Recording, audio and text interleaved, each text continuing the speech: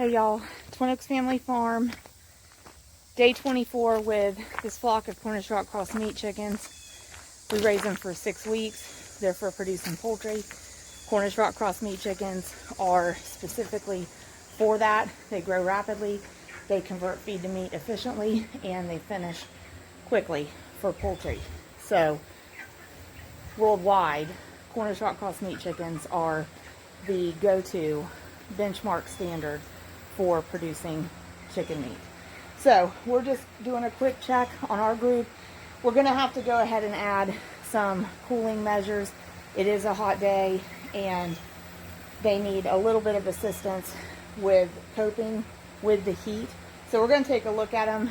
There's 223 of them. Already told you they're 24 days old. We're in Southeast Ohio. This is August 15th, 2025. So we'll take a look, and we're checking feeders, checking waters, and we're going to be adding some cooling stations into the floor of their pen and adding ice jugs into the waters, and those effectively function as cooling stations too. And that keeps them going to the waters in high heat. That's one of the best things you can do with livestock in general, but especially specializing with meat birds. You want to keep them going to water. They have a much better chance of surviving extreme heat and coping with it without internalizing the stress to a point where you can have death from it if you keep them going to water. So that's a big important thing that we want to see happening. So are the guys coming out here? Okay. So the birds are definitely using the fans. Waters are full and they are going to the water, so that's good. And the guys are bringing the ice jugs to help them have some cooling stations to go to. These birds have grown a lot in just the last few days. And we're going to continue to see more and more rapid growth. Their appetite compounds, the growth compounds. Owen's putting frozen water jugs right into the waters. Just set that down on the floor, Owen. Well, wherever you want to put it. There's good.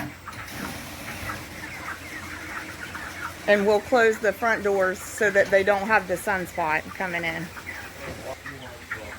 Some of those simple management things you can do to help your birds cope with heat, and especially with meat birds, you want to help them cope with heat. They went right to that. But very simple things in management. Try to keep the bedding dry. Try to keep it loose on top. Try to keep the air moving around your birds. Try to keep lots of water available and make the water appealing for them to go to. Set up some cooling stations for them. So all these things are happening in this pen. And they go right to those frozen jugs because it emanates that chill. And Owen's given them another cooling station over there. Of the 223, we have one that's noticeably smaller.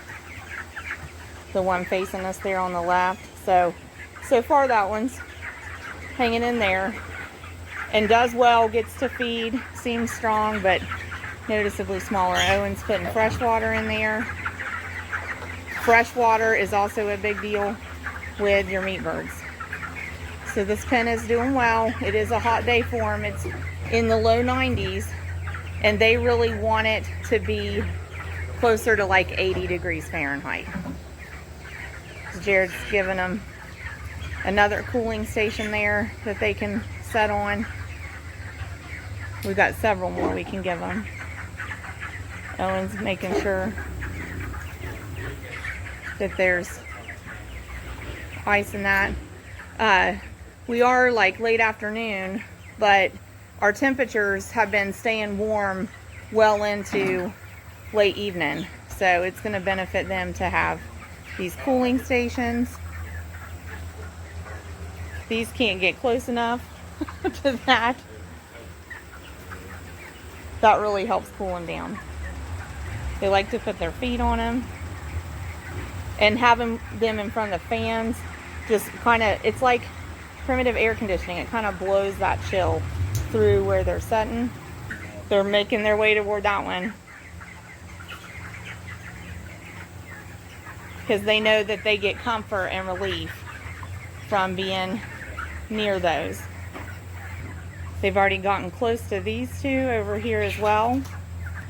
The guys are closing the front doors. Was going to give this just a minute to let y'all see like how the birds respond to that solar direct sun being kind of blocked, and they get a little more shaded area there.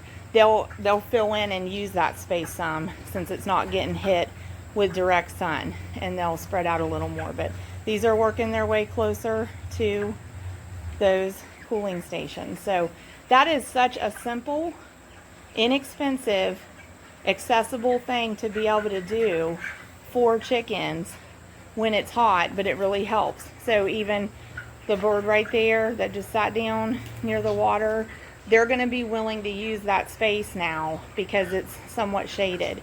And just prior to shutting the door, when it was direct sun hitting that was such a hot area, they would avoid it. So they're content for now. We're going to be able to leave the pen this way, and actually just introducing those cooling measures is going to help them tremendously here.